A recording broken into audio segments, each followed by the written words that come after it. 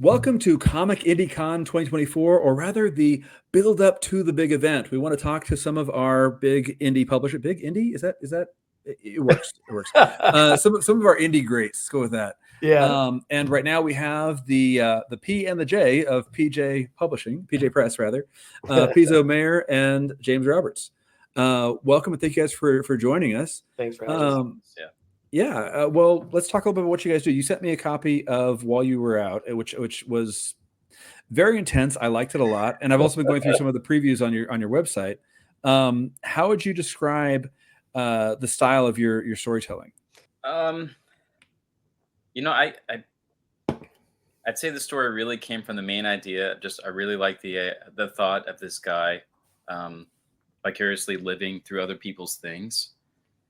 So Grant, the main character, he's like a maid basically in Vegas. And the only thing that I really had in my head at the beginning, you know, the launch point, if you want to call it that, was this guy that was going room to room, you know, skimming for loose money or whatever prescription drugs he could get his hands on. And then just kind of, you know, people always bring,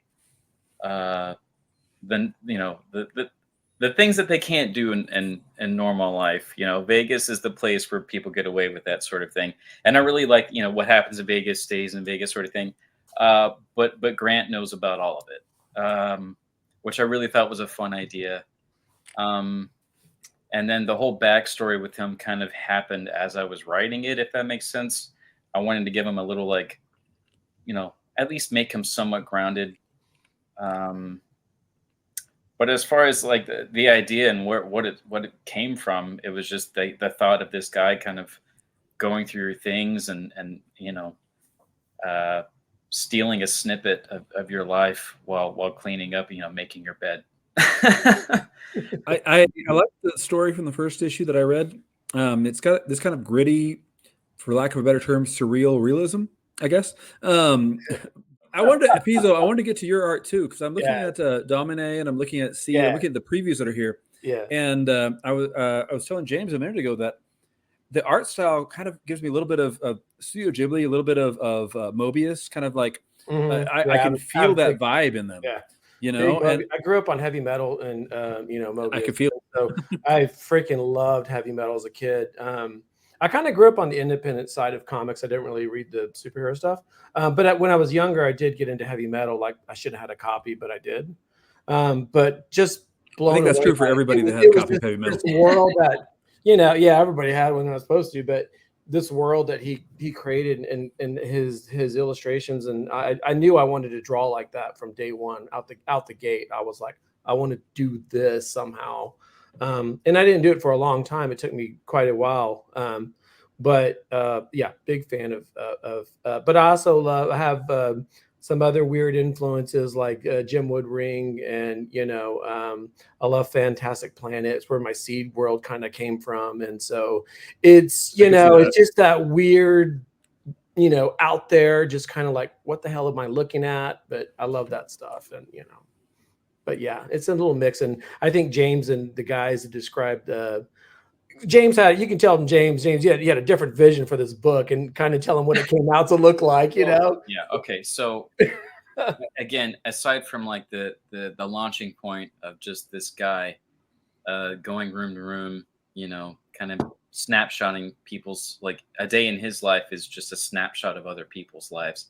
He definitely struggles with identity and like all of his, you know, substance abuse and alcoholism. He's escaping from his past, you know, refusing to deal with it, sort of thing, which works for what he's doing. And so everything just kind of fit there. But in my head, it was like a noir type thing. Oh, it definitely has that vibe. No, it has that vibe. Like it totally has that vibe. It does. In my head, it was all like black and white, heavy contrast, lots of shading, you know, like so that's the thing, is that shades and you know, not at all.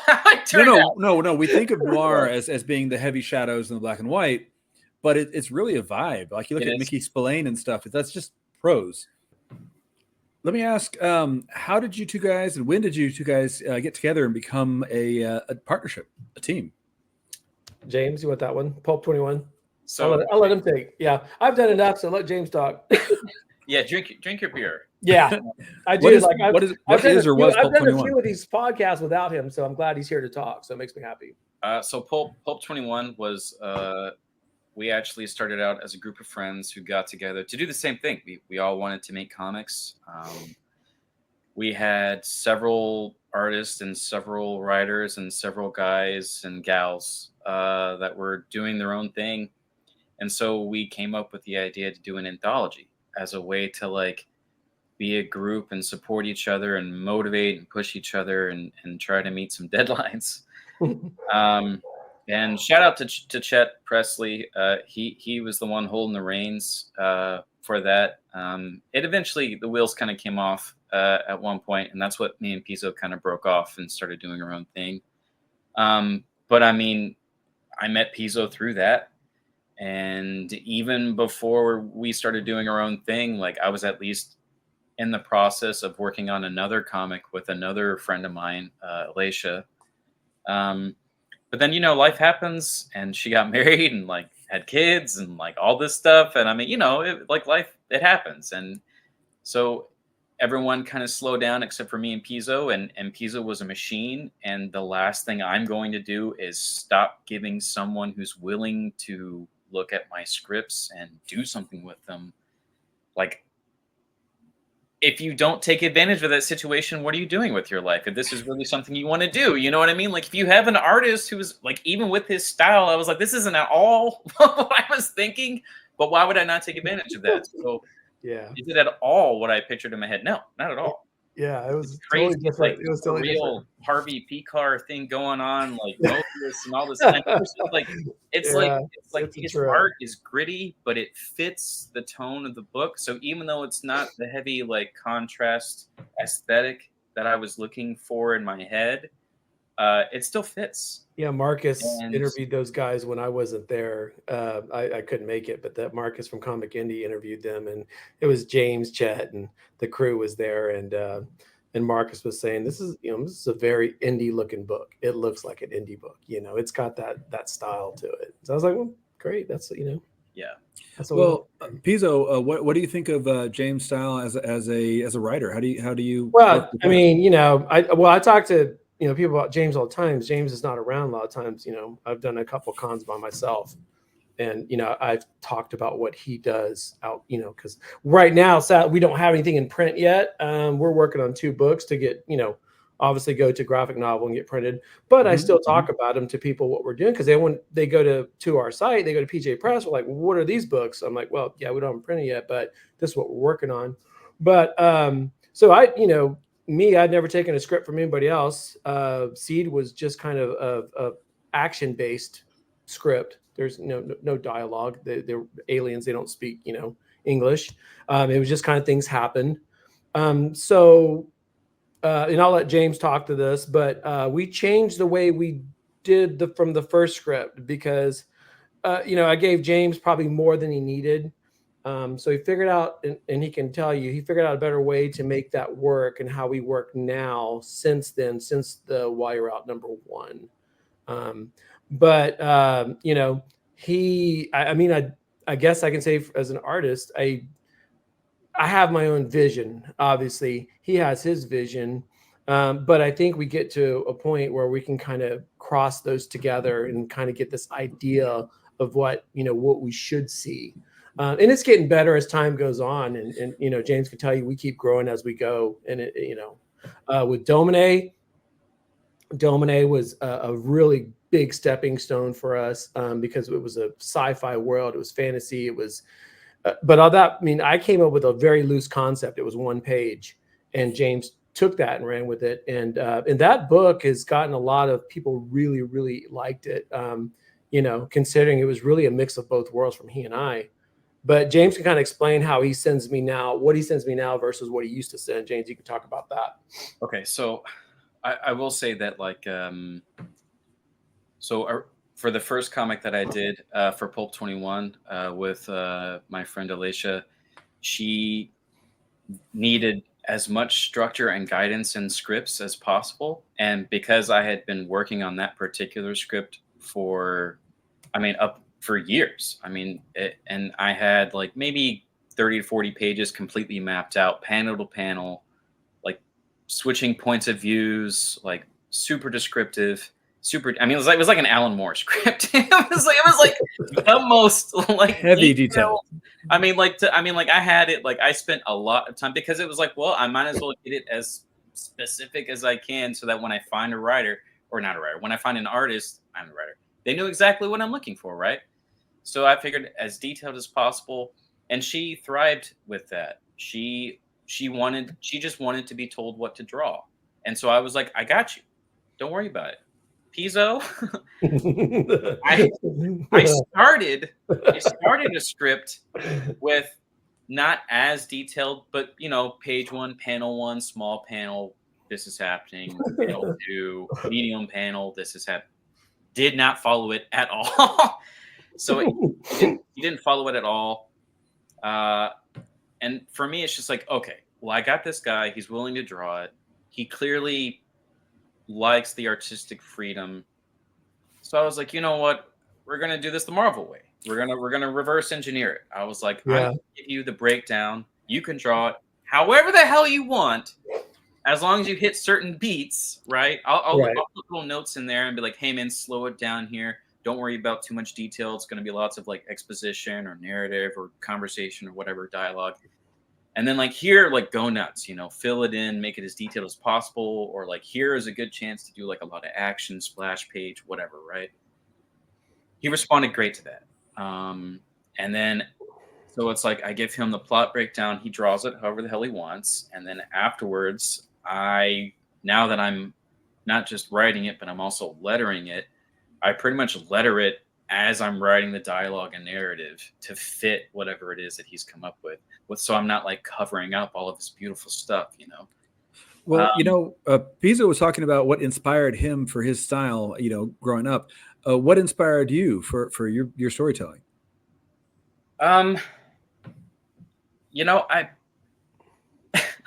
He is I'm gonna say James is a writer.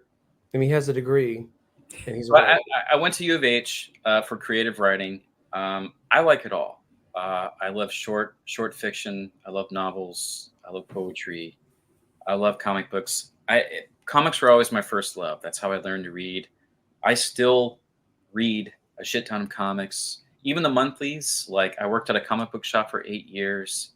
I still go and buy monthly books. I read it, and I do love superhero stuff. I'm not one of those. I'm not like I don't do superhero. I love it. I love it. A lot of it's terrible, and I shouldn't be reading some of it, but I still do. But some of it's really good, and I'll say that I tend to follow writers over characters or artists. And in that aspect, as far as like influences for comics, it's Grant Morrison, Ed Brubaker. Brubaker is probably my favorite. I think Brubaker and Phillips are the single best team in comics, and have been, and probably will be. I think they are just a machine, and I respect everything they do. I think you have to play to the artist's strengths. So for Alicia, she needed a lot of detail. For Pizo, he's like, I'm not doing that. So I'm like, well, I'm not gonna waste my time then, Just trying to sync up the dialogue or narrative with the visuals when it didn't sync up with what I had scripted. It was like, why am I doing this to myself? So yeah, well, Domine was groundbreaking for us because it was the first time that he had finished that kind of way of doing it. And when we saw it come together, it really, really worked. Yeah. So we know how we work together, and that's a learning curve, and we're on board with it. So issue 2 of Domine, I would say, is where we hit our stride. Yeah, that was good too. It was like I between not just the lettering aspect for me, but also the fact that I was writing it. Yeah, as I was lettering it, I felt really, really confident with that one, I guess. And it was nice. James took over lettering because I was doing everything from the beginning to end except for lettering. I tried to the first time I couldn't. There's too many edits, and I'm a horrible proofer. And so that was why. And then word balloons. James has got his thing, and he knows that stuff, and he knows the flow. And I didn't know that stuff, so I said, I can't do it, James. You're gonna have to take it over. And he took it over. So I feel like there's also there is an aesthetic to the page and the ebb and flow of word balloons. Yeah, he loves that. like you want to try to like guide the reader's eyes over the page, you know. He would know that better than anybody. I wouldn't. And so, there's just things that I consider where like he was doing a lot of work, but I was going in and being nitpicky about it. And he was like, "Well, how about you do it?" And I was like, "Yeah, no, I mean, right, you're 100%. Right. You got a pencil, ink, flat, color, render, layout, design. The book, you're gonna be like, can somebody do something? Like, I need some help. Like, I was just it's a lot of work, and but that's how it goes. So he very politely told me to shut up and to put my money where my mouth was, and I was like, yeah. I was like, okay. With all that said, our longevity has paid off. I mean, we have not quit. We have not just went our separate ways, and not to mention, I can work on the stuff that we are working on. I can work on my own books. And I've got a new book out. Yeah. I've had 3 books out since then. So I keep working. That's the thing. Yeah. So. He's a machine. It gives him a chance. He gives new book. To work Everybody, go check it out. There you go. Yeah. Anthology number 1. Out, well, speaking of new books and speaking of putting money where your mouth is. Mm-hmm. Talk to me about conventions, and specifically, you guys have previously been to Comic IndieCon before. Sure. What is Comic IndieCon like, and what is it like interacting with potential audiences? I mean, James will tell you that he was with Pulp 21 before I was, and that's where I met him. But for us, the independent, the more about comics is and James can talk about more of Comicpalooza because they did it more than I did. And I think even Richard Basie and Chet realized that Heroes Con and things like this, and the more that ones are geared towards people looking for comics, But yeah, James, I mean, how many times did you do Palooza with those guys? I don't remember. Besides, I know I was with you with one time, but that's it. We did it like. Did you do 3? We did it like 3. Okay. But by the end of the 3rd one, everyone was like, man. By the time, like, it's fun. Yeah, it is. By the time you factor in, like cost of the table split so many ways wasn't too bad. But, like, by that 3rd time, it's just, like, we were there all weekend. We had shifts, like, it was fun. Like, everybody, and it's just a good time. So, like, you pay for a hotel, you get a discount, all that kind of crap. I mean, even still, it's like how many units did we sell? Like, 30. You're like, how much? Well, the weekend was like $400. Like, but now, I think Comic Indie has been a godsend. If you haven't seen it, I interviewed Alex about Comic Indie because it was such a good thing that he did. That's awesome, and he's just that's the best thing that we have here right now. I'm not kidding, so I'll say it. Well, I mean, there's a difference between one of the big conventions where I mean, a lot of people are there for the cosplay or the actors or whatever, and then a convention where it's aimed at the artists, the writers, the creators. Exactly. People who come to that are coming there specifically to buy indie books. And the Comic Indie platform is huge. They do they do all kinds of stuff. It started off as a meetup group. They have the platform. They have the web shows that they do, the interviews. I mean, it's just Houston's. We're lucky, We're lucky. Alex is he's a true godsend. The footwork that dude does. Like a lot of volunteers, a lot of blood, sweat, and tears. He loves it. He's in full support of it. I mean, even to set up something like this is just like, I mean, he's running it behind the scenes, and it's cool because he loves talking about creating, but he's also like, he's the one on the line. Like, no, like he's leading the charge. He's like, no, let's fucking go. And I asked him that. I said, I want people who not just want to do it, but who are doing it. And I want to try to inspire others to do the same thing. And I love it. That's why I'm like, I'll do this. I'll have these kinds of conversations all day because it's hard. It's really, really hard. It is hard. And, if you have a day job, most people have a day job. Yeah, I mean, it's like I'm a manager. Out of you, and you got to, guy, he's got like kids and whole family and shit. Like, I don't. Okay. Yeah. But like, it's just like, it's like we do this in our spare time. Pizo's way more diligent about it. I my creative process, like I stay busy and I have a notebook and I write and I do exercises and stuff like that. But as far as like, when I get that lightning in a bottle, like that's when I hunker down and like really, crank it out. But the cool thing about our process now is that there's always something for me to work on, whether if it's while you were out or Domine, rather if I'm working on like post production, like lettering and writing it, after it's drawn, or if it's, while he's drawing one script, drawing, scanning, inking, coloring, I'm working on like the plot of the other. And so it's just like, it's nice having two projects specifically because we're always working on something, which is, again, I think it's some people can't, like, they have to focus on one thing at a time. And I do get that. But if you're doing everything yourself, which a lot of people do, and I also respect because I can't draw for shit. So it's like I respect people who do, but also like I don't know. I don't know how people do it. So I appreciate the fact that Pizo has like multiple things that he's always working on to where he doesn't get like he stays moving, but he doesn't get burnt out, if that makes sense. Which I think as an artist is like all there really is. You keep moving, you keep pressing. And then you hit those finish lines along the way, but like it's equal parts finished, not perfect, but like we're not done. There's more to do. So yeah, with Pulp 21, we had a pretty big crew at the time after I joined, and a lot more people were getting added on. And James and I just started working together. We didn't get very far, but I think we were working on while you were out one. Yeah. But there was a lot of people that joined and they had all these ideas and they said, "Hey, I got this idea. I'm going to do this book." And Chet said, "Sure, come on board." And all of them just quit. Nothing ever came through. And James and I were still rolling. We still were like, "James, we got 2 books in the chute." And so we just decided to, move out and continue on. So it worked out great, So. It did. It worked out. And I'm sorry. Go ahead, bud. Go ahead. Kevin, were you going to say something, man? I was going to ask a different question, but go ahead first.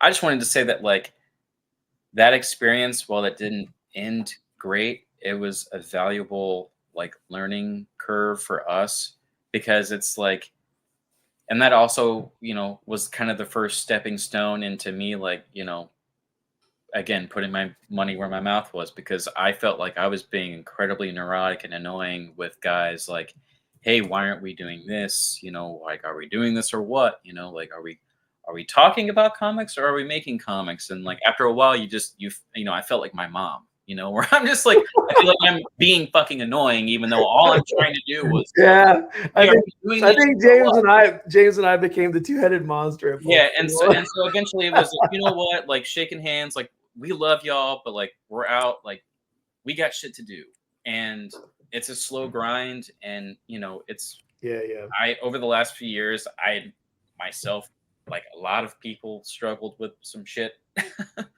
So I'm finally getting over some stuff and back into the groove, and it was nice to get Dominate 2 done because that was I don't know if I told Pizo this, but I cried when I finished it and I read it and I saw like the growth in my own production. I read through it. Yeah, you didn't tell me that. That's good to know. So earlier, James, you said that you wanted to be part of like discussions and also, giving advice to people. So let me ask right now, what kind of advice would you give to a writer that wants to make indie books, other than maybe run? Yeah, I was gonna say run.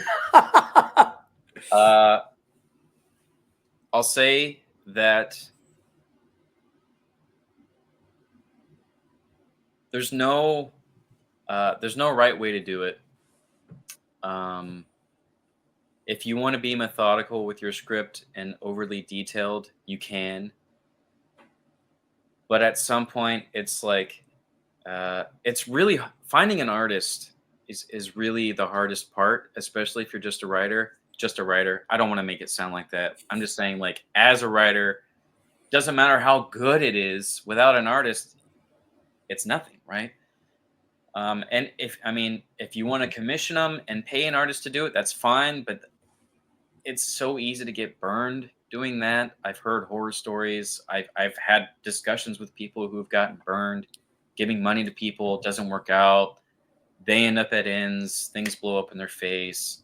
We've heard stories. Pizo, I mean, I looked at Pizo's stuff and I was just like, wow, this guy is wild. And not at all what I had in my head, but I was like, I don't care. You know what I mean? Like, he's a machine.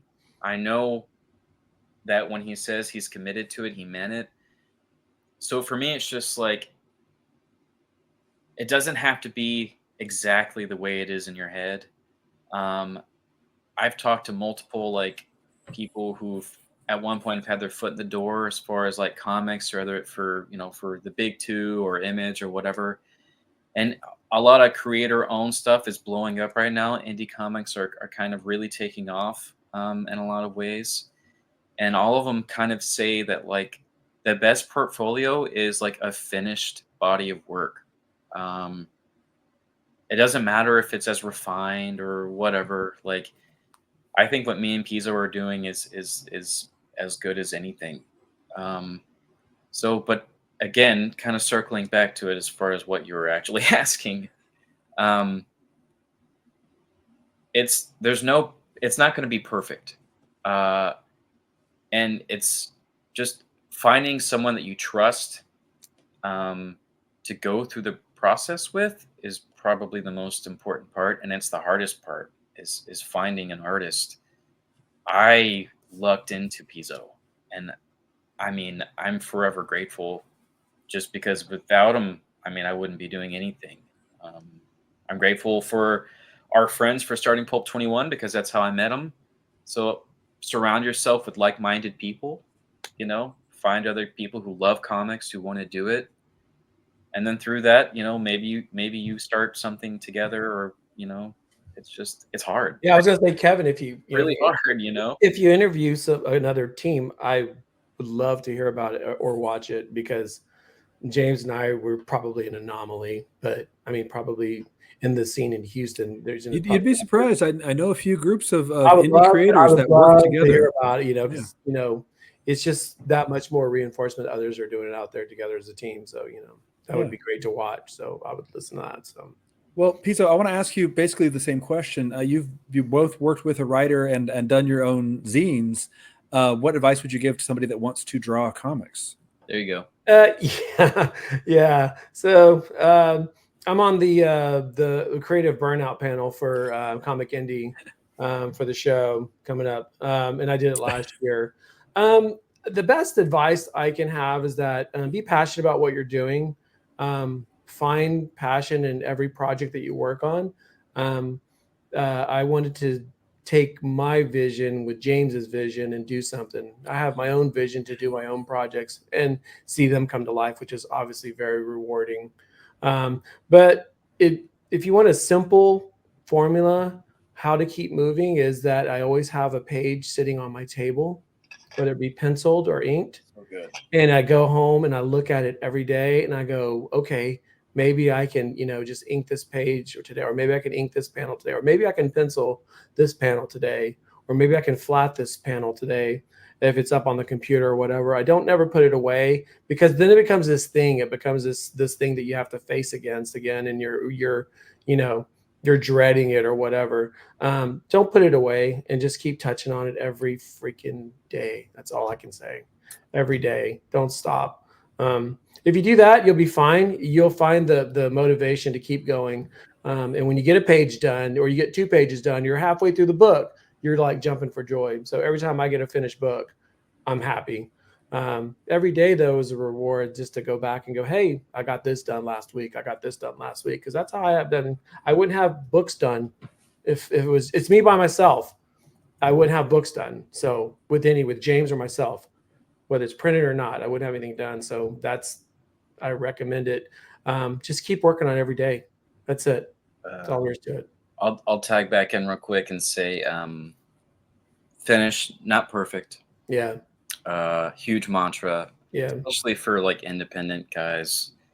Like, and as far as, again, for the writers out there, like, I always carry some sort of notebook with me pretty much everywhere I go. write it down. I know that sounds stupid. I like if I could, like Post Malone, like like always tired, but write it down. I'm not going to do that. I don't know why you would get. You're gonna go all Memento on. Yeah. Like, I love Posty, but like you didn't have to do that. But anyway, the mantra is there. It's finished, not perfect, and for me, it's write it down. There's no such thing as a bad idea, right? Writing down little stupid things that you think of on the fly. It doesn't matter if it's towards one purpose or several possible, ideas or pieces of work. If you throw, enough pebbles into a pile, like it becomes a mountain, right? So it's just like you just keep adding to it, and then I want to say to artists, there's a lot of pressure on having like, the stellar page is the best line work, yada yada. It doesn't matter. I come from the independent side and the zine side. Some of my favorite books drawings have been crude at best, but they're interesting stories, and the style, no matter how crude, it doesn't matter. Like you just do your thing. I'm always going to draw the way I draw. I'm not trying to be somebody else. I may have influences, obviously, but I'm not going to change what I do. So I would say just draw how you draw, period, and just keep going that direction. So, yeah. On that note, how can people find you guys online? Pizo, websites or social media? What do you have? So for James and I, we are at pjpress.gumroad.com. I have a Big Cartel store for Ink the Bink. .bigcartel.com for printed books. I will be at Comic Indie with my new anthology. It's just short stories that I figured, I'm not going to do the one shots anymore. It's an inspiration of heavy metal, just a magazine. So that's what I'm doing now. But yeah, so check us out. We have Domine 1 and 2 free to read on the web on comicindie.com. And James, where can people find you online? Not much. You hide. I did just edit my thing, so my Instagram is James_PG Press. I post stuff about comics, like process and stuff here and there. But if you follow me and you look at my story, it's pretty much all comic art and smut. I mean, it's what interests you. Yeah. I tend to tag James when I post panels. So right now you'll see Why You Out 3 panels coming out. I'll tag him at James at PJ Press. And so you can see where we're at and Why You're Out 3 if you want to follow that. It's gonna be a really good thing. I'm jazzed for it. Been doing my own stuff for the last year. I'm ready to go back to our projects. So have a lot of fun already. So it's going to be good. I'll post. Right. Yeah, sorry. When I'm in like post-production stuff, I'll try to post stuff like that. Yeah, he does. He'll do letters. Like, look at me, I'm a writer. Look at me write. It's not the same. It's not the same. Yeah. But he will. He'll post panels once he gets posting, dialogue, he'll start posting those. So that's really cool. Like teasers and stuff like that. Yeah. Well, follow these guys online. Once again, my name's Kevin Garcia. I am at kevingarcia.com, and mostly social media wise, I'm mostly just on TikTok at KevinGarcia_com of all places. And of course, this is for Comic Indie Con, which you can find at comicindie.com, which makes a lot of sense. But thank you guys for joining us, and thank you everybody for listening and watching. Thank you, Kevin. I had fun.